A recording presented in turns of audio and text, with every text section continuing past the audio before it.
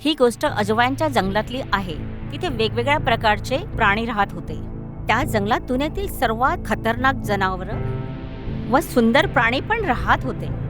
त्या जंगलात शेरसिंग नावाचा मोठा सिंह राहत होता, पण त्याला शिकार करता येत नव्हती. एक दिवस एक ससा व कोल्हा आपसात बोलत होते. कोल्हा, माहिती आहे, जवळच्या जंगलातील सिंह आपल्याच प्रजेतील लोकांना मारून खातो आणि तिथेच आपला शेरसिंग आहे, जो कोणत्याच प्राण्याला काहीच करत नाही. हे एकदम खरं बोलला तू ससा. तो फार चांगला सिंह आहे. त्याला खायला पण फक्त घासफूसच आवडते. तेव्हा तिथे चिंटुड्या मारत येतो. अरे मित्रांनो, तशी तर ही गोष्ट मला चांगली नाही वाटत. पण एका सिंहाची लक्षणं सिंहासारखी नसेल तर काय फायदा? शरीर तर सिंहासारखं आहे, पण त्याचं मन आणि सवयी एकदम एका उंदरासारख्या आहेत. उंदराचे बोलणे ऐकून सर्व हसायला लागतात. शेरसिंग हे सर्व बोलणे ऐकतो, पण त्याला ते आवडत नाही की सर्व प्राणी त्याच्या मजाक उडवतात. मग एकदा शेरसिंग झाडावरून फळं काढून खात होता. त्याच रस्त्यावरून एक हत्ती जात होता. शेरसिंगला फळ खाताना बघून हत्ती म्हणाला, अरे शेरसिंग, तू कधीच नाही सुधारणार. तू सिंहाच्या नावावर कलंक आहे.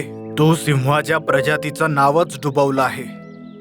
जर मी सर्वात वेगळा सिंह आहे तर त्यात माझी काय चूक?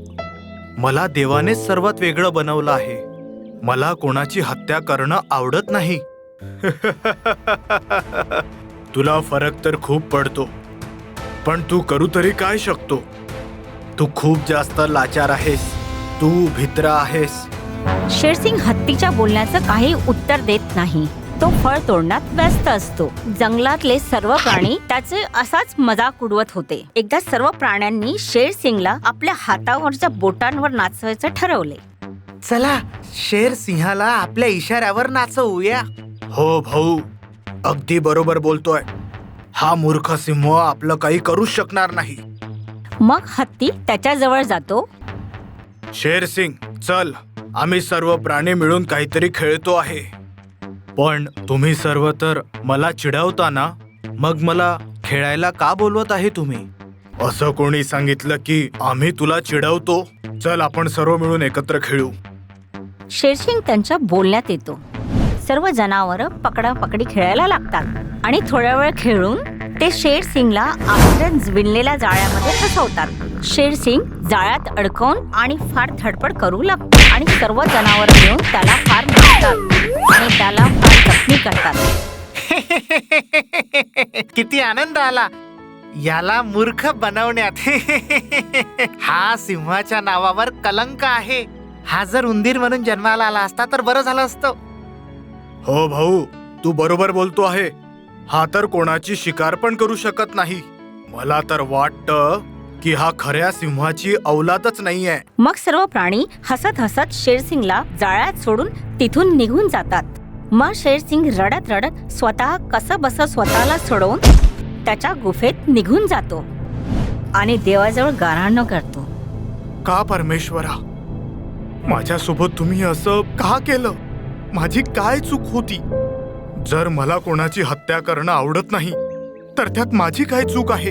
सर्वजण माझ्या या चांगुलपणाची मजा उडवतात. तेव्हा त्या गुफेजवळून एक खतरनाक सिंह जात असतो. तो शेरसिंग जवळ जातो. काय झालं? तुला काय त्रास आहे भाऊ? सिंह असून तू रडतो का आहे? मी कोणी सिंह नाही आहे. मी खूप जास्त कमजोर सिंह आहे. सर्वजण म्हणतात की मी सिंहाच्या नावावर कलंक आहे. मी कोणाचाही शिकार नाही करत. सर्वजण माझा मजाक उडवतात. म्हणतात की मी खऱ्या सिंहाची औलादच नाहीये. तू चिंता नको करू. मी तुझ्या सोबत आहे. तू माझ्या गुफेत चल. तिथे मी तुझे सर्व कष्ट दूर करून टाकतो. शेरसिंग सिंहासोबत त्याच्या गुफेत जातो. तेव्हा सिंह म्हणतो, मी जादुई सिंह आहे आणि ही माझी गुफा आहे. माझ्या गुहेमध्ये जो पण येतो तो काही ना काही घेऊनच नक्की जातो. म्हणूनच आजपासून मी तुला सुनहरे पंख देतो आणि या पंखाने तू उडू पण शकतो आणि तू खूप जास्त शक्तिशाली पण होशील. तुला कोणी पण हरवू शकणार नाही. तुमचे खूप खूप आभार. मग सिंह आपल्या जादूने त्याला सोनेरी पंख देतो आणि शेरसिंग आपले सोनेरी पंख बघून फार आनंदित होतो. अरे वा, आता तर मी जंगलातील प्राण्यांना अद्दल घडवतो. मी काय एक वेळा उडून बघू का? का नाही, पण गुहेच्या बाहेर जाऊन उड आणि उडायच्या आधी माझी पूर्ण गोष्ट लक्षात ठेव. नाही, पहिले मी त्या सर्व प्राण्यांना उत्तर देऊन येतो. मग मी परत येऊन तुमची पूर्ण गोष्ट ऐकेल. शेरसिंग गुफेच्या बाहेर जातो आणि मग आपल्या सोनेरी पंखासोबत उडत तिथून निघून जातो.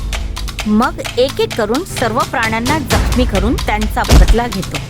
शेरसिंगची ताकद त्याच्या डोक्यावर हावी होते आणि आता तो माणसांनाही मारायला लागतो. सर्व त्याला घाबरू लागतात. तो जिथे उडत जातो तिथून सर्व प्राणी दूर पळून जातात. पळा पळा, सुनहरे पंख घेऊन सिंह आला आहे. तो सर्वांना मारून टाकेल. आपापला जीव वाचवा सगळे. शेरसिंग आपल्या सोनेरी पंखांचा वापर करत होता की त्याला माहीत पण नव्हते की तो स्वतः व इतरांसोबत किती वाईट करीत आहे. जेव्हापासून हे सुनहरे पंख मला भेटले आहे, माझं आयुष्य तर खूप चांगलं झालं आहे. आता मी सर्व जंगलावर राज्य करेल आणि कोणीही मला हरवू शकणार नाही. आणि मी आहे या जंगलाचा बादशहा. एक दिवस सर्व प्राण्यांच्या झुंडी एकत्र होत्या. शेरसिंगने जंगलातले एवढे प्राणी मारले होते की आता पूर्ण जंगलात तो एकच प्राण्यांचा झुंड उरला होता व आता शेरसिंग तिथे पण पोचला होता व तो सर्वांना बघून चोरून उडत जाऊन त्यांना मारण्याची तयारी करत होता. जसं शेरसिंग सोनेरी पंखांनी उडतो तर त्याचे पंख काम करत नाहीत व तो जमिनीवर खूप जोरात आपटतो. तो एकदा परत उडतो पण परत तो जमिनीवर येऊन पडतो. अरे हे मला काय झालं आहे? मला लक्षात का बरं येत नाहीये? आज माझे हे सुनहरे पंख काम का बरं करत नाहीये? तेव्हा त्याला खूप जोरात आवाज येतो. शेरसिंग, मी तुला सांगितलं होतं की माझी पूर्ण गोष्ट ऐक आणि या सुनहरी पंखांविषयी पूर्ण माहिती घेऊन घे. पण तू माझं नाही ऐकलं. जादुई सिंह, पण हे सुनहरे पंख काम का बरं करत नाहीये माझे? आता तुझे हे सुनहरे पंख कधीही काम करणार नाही, कारण तू यांचा खूप चुकीचा वापर केलेला आहे. म्हणूनच आता हे तुझा साथ नाही देणार. मी तुला हेच सांगू इच्छितो की तू जर यांचा चुकीचा वापर करशील तर हे तुझा साथ कधीच देणार नाही. आणि तू तर यांचा माणसांना मारायला सुद्धा वापर केलेला आहे. आणि सोबतच तू आता सर्वात छोटा सिंह बनून जाशील, ज्याच्यामध्ये बिलकुलच शक्ती नसेल. आणि मग तो आवाज गायब होतो. मग शेरसिंग सोबत तसेच होते व ते सोनेरी पंख गायब होतात व तो छोटा सिंह बनतो.